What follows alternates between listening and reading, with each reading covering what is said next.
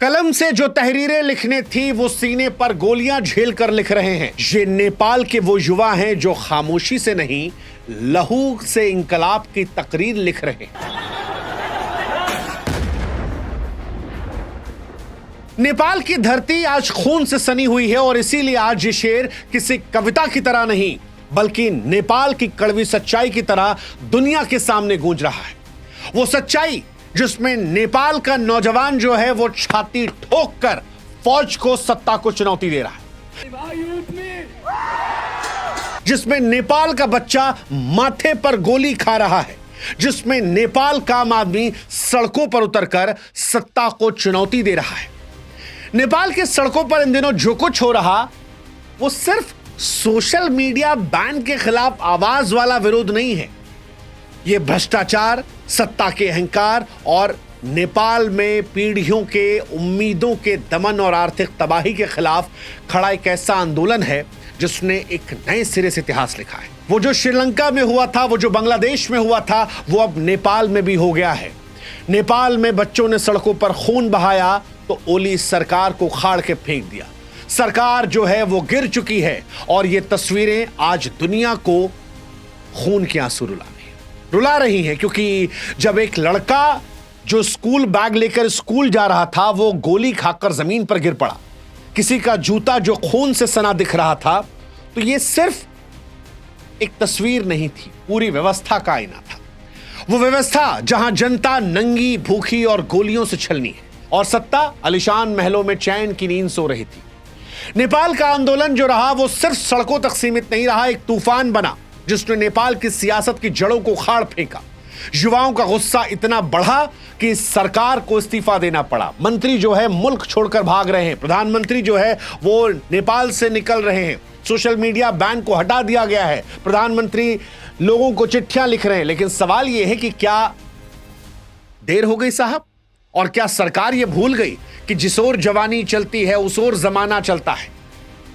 ये बात समझ ली होती तो शायद ओली सरकार की ये दुर्दशा नहीं होती।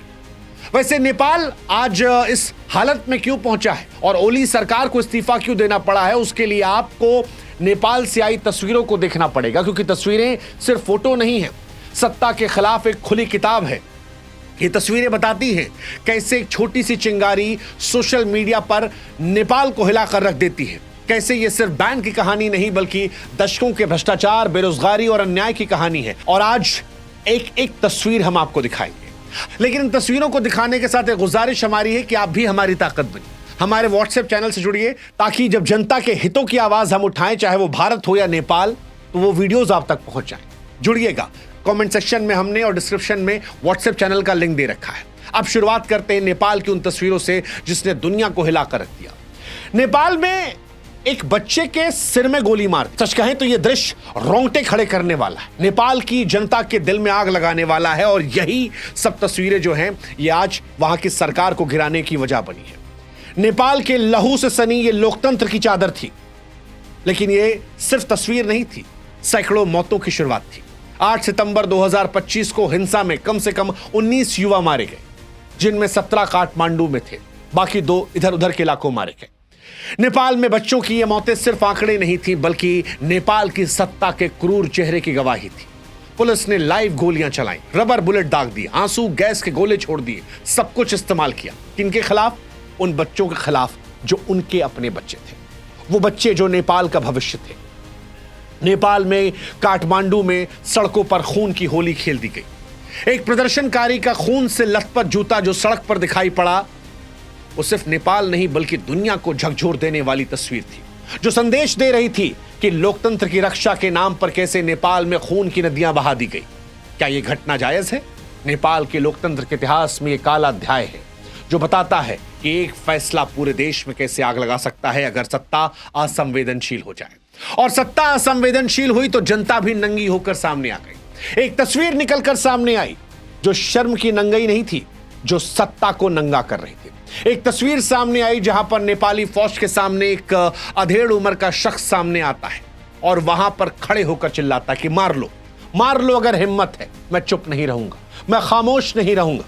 यह नंगापन कपड़ों का नहीं था, व्यवस्था की शर्म का था। जब सरकार जनता की आवाज को दबाती है तब जनता भी सत्ता को उसके नग्न रूप में उसकी औकात दिखाती है, और यही यहां दिखाई पड़ा। यह शख्स अकेला नहीं था।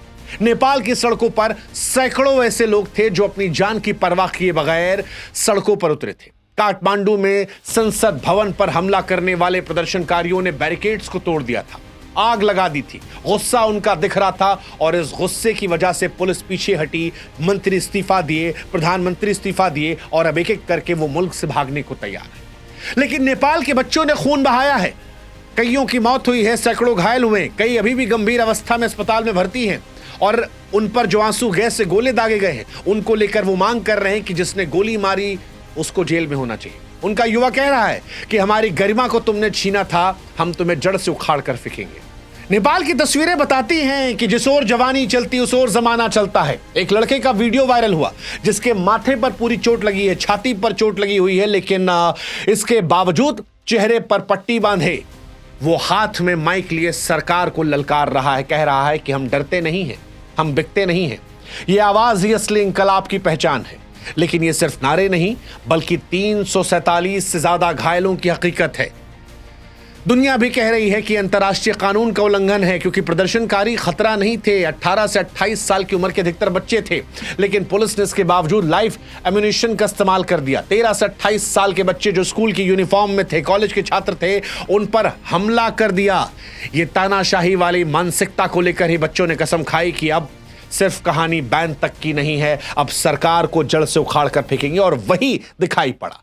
ये तस्वीरें बताती हैं कि युवाओं से जो टकराया है वो इतिहास का हिस्सा बन गया है, और इसी वजह से काठमांडू की गलियां जो हैं वो बीते 48 घंटों से समुद्र जैसी लग रही हैं, पहाड़ जैसी लग रही हैं। लाखों लोग सड़कों पर हैं, भीड़ में बूढ़े हैं, औरतें हैं, बच्चे हैं, लेकिन सबसे आगे युवा खड़े हैं।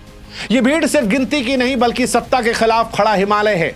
प्रदर्शन पूरे देश में फैल गया। पोखरा, बुटवल, भैरहवा, भारतपुर, इटाहरी, दमक, कर्फ्यू लगने के बावजूद लड़के जो है सड़कों पर उतरे, आर्म्ड व्हीकल्स के आगे लेट गए, संसद भवन पर हमला कर दिया, बैरिकेड को तोड़ दिया, आग लगा दिया। ये सब भीड़ की ताकत को दिखाते हैं, लेकिन सत्ता ने इन सब के खिलाफ जो प्यार से जवाब देना चाहिए था, जो उनसे संवाद करके जवाब देना चाहिए था, जो अपनों को अपना समझ के जवाब देना चाहिए था, उसकी जगह गोलियों से जवाब दिया। और अभी भीड़ कह रही है कि जब लाखों आएंगे तो कितनों को मारोगे, कितनों को मारोगे। नहीं मार पाए ना, इसीलिए सत्ता से तुम बेदखल हो गए। अब आप में से जो लोग जिनको अब तक नहीं पता कि नेपाल में ये पूरा विवाद है क्या, उनको भी हम थोड़ा संक्षिप्त में समझा देते हैं। नेपाल में ये चिंगारी इसलिए सुलगी क्योंकि 4 सितंबर 2025 को नेपाल सरकार ने 26 social media platform, Facebook, YouTube, WhatsApp, Insta, Twitter, LinkedIn, Reddit, signal, Snapchat, सब पर ताला लगा दिया। तर्क दिया कि ये कंपनियां नेपाल में अपना दफ्तर नहीं खोल रही, टैक्स के नियम को नहीं मान रही। लेकिन कहानी असली कुछ और थी। कुछ लोगों ने कहा कि नेपाल चाइना के करीब जा रहा था, टिकटॉक से लाखों डॉलर की रिश्वत ली थी, टिकटॉक को ही नेपाल में प्रमोट किया जाए इसलिए बाकी सोशल साइट को ठप कर दिया। इसके साथ बेरोजगारी, करप्शन और नेपाल की बदहाल अर्थव्यवस्था भी बड़ी जिम्मेदार थी। जनता नेपाल की सरकार से त्रस्त थी, उनकी आवाज तो कुचला गया था। उन्हें एक मौका मिला और नेपाल में जिंजी 13 से 28 साल के नौजवान जो थे वो सड़कों पर उतर आए। उन्होंने बताया कि सोशल मीडिया बैन आज के दौर में सिर्फ मनोरंजन पर ताला लगाना नहीं है बल्कि उनकी आवाज पर ताला लगाना है। ये वही मंच है जहां से वो सरकार के खिलाफ चीखते हैं, नेताओं से सवाल पूछते हैं, हक की बात को रखते हैं, और जब सरकार ये मंच छीन लेगी तो सिर्फ बैन नहीं बल्कि आजादी पर वार होगा। नौजवानों का गुस्सा सड़कों पर आया और वहीं से सरकार के उल्टे दिन शुरू हो गए। ये उल्टे दिन इसलिए भी थे क्योंकि नेपाल में भ्रष्टाचार पराकाष्ठा को पार कर चुका है। नेपाल में करप्शन एक ऐसी बीमारी है जो देश को अंदर से खोखला कर चुकी है। नेपाल में बेरोजगारी से बच्चे परेशान हैं, 12% से ऊपर, नौजवानों में 20% तक, गांवों में खेत सूख रहे हैं, महंगाई आसमान छू रही है। लाखों नेपाली लड़के हर साल विदेश भागते हैं ताकि कम से कम खाने पीने का जुगाड़ हो सके। नेता भ्रष्टाचार करते हैं, घोटाले करते हैं, रिश्वत लेते हैं, कमीशन खोरी करते हैं, और नेताओं के बच्चे जो हैं जिन्हें आप नेपो किड कहते हैं, उनके वीडियोस आम लोगों को परेशान करते हैं। कई नेताओं के बच्चे विदेशों में लग्जरी कारों में घूम रहे थे, महंगे रिजॉर्ट में छुट्टियां मना रहे थे और उनके वीडियो सोशल मीडिया पर आ रहे थे। इन युवाओं को यहीं से गुस्सा लगा। सरकार ने सोचा कि बैन लगाएंगे तो शायद शांत हो जाएगा, लेकिन मामला भड़क गया, उल्टा हो गया। ये बैन सिर्फ आवाज दबाने तक नहीं रुका, नेपाल की कमजोर अर्थव्यवस्था को लात मार दी। नेपाल टूरिज्म और विदेश से आने वाले पैसों पर टिका हुआ है। सोशल मीडिया के बंद होने के बाद बिजनेस ठप होने लगे। फेसबुक, इंस्टाग्राम, यूट्यूब, यहां से जो कमाई हो रही थी वो बंद होने लगी। नेपाल के लोग जो बाहर रहते हैं उनसे आपस में संपर्क कम होने लगे। छोटे छोटे व्यापारी जो सोशल मीडिया पर दुकान चला रहे थे अब सड़कों पर आने लगे और यहीं से प्रोटेस्ट की वजह से कर्फ्यू लग गया।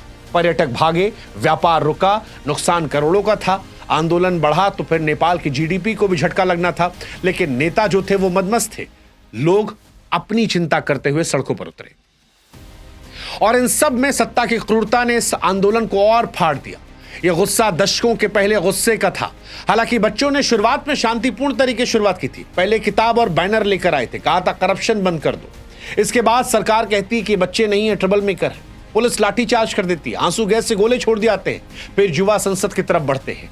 जब वहां पर कदम बढ़ते हैं तो पुलिस बल प्रयोग कर देती है, वाटर कैनन का इस्तेमाल करती है, रबर बुलेट का इस्तेमाल करती है, फिर गोली चलाई जाती है। 17 से 19 साल के युवाओं की मौत हो जाती है, सैकड़ों सड़क पर गिरकर घायल हो जाते हैं। सितंबर को काठमांडू में संसद पर हमला हुआ, प्रदर्शनकारियों ने बैरिकेड तोड़े, आग लगाई, 19 मौत हुई, 300-400 घायल हुए और उसी के बाद जनता गुस्सा जो था वो 7वें आसमान पर चला गया।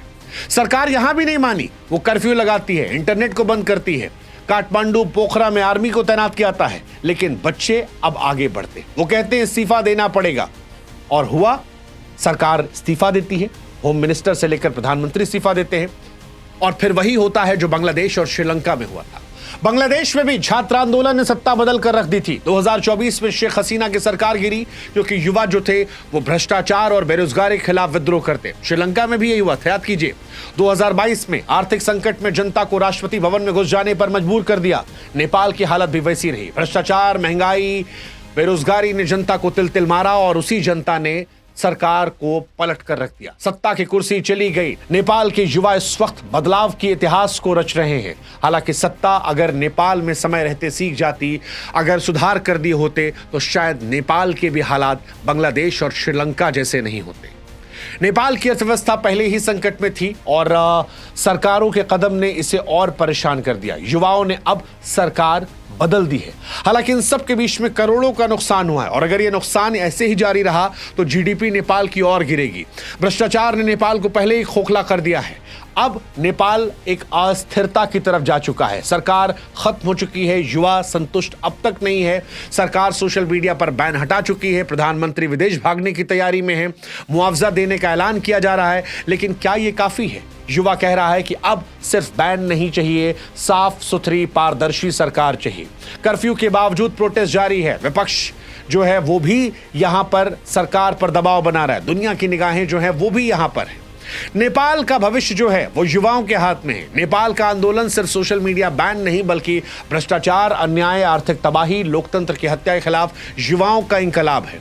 सीने पर गोली खाने वाला नौजवान, खून से सना भीगा हुआ जूता, नंगे होकर ललकारते हुए प्रदर्शनकारी, लाखों की भीड़ और सत्ता का हिल जाना। ये तस्वीरें बताती हैं कि नेपाल की नई पीढ़ी खामोश नहीं है। हालांकि नेपाल में इस आंदोलन के लिए जिंदगियां भी गंवाई हैं। 19 मौत, ये सत्ता की नाकामी का सबूत है। लेकिन सवाल अब भी यही है कि क्या सत्ता जिम्मेदारी को समझेगी? क्या नेपाल अस्थिरता से स्थिरता की तरफ आएगा? क्या यह आंदोलन नेपाल को हमेशा के लिए बदल देगा? नेपाल के युवाओं की फिलहाल जीत हुई है क्योंकि उनकी बात मानी गई है। बैन रिस्टोर हो गया है, लेकिन सरकार जा चुकी है। अब भविष्य क्या होगा नेपाल का, वो देखने वाली बात होगी। क्या नेपाल में क्रांति रुकेगी या नेपाल एक नए सिरे से नई क्रांति को लिखेगा? वक्त बताएगा। लेकिन इस घटना ने फिर एक बार बता दिया कि जिस ओर जवानी चलती है उस ओर ही जमाना चलता है। जय भारत, जय नेपाल, जय हिंद, जय भारत।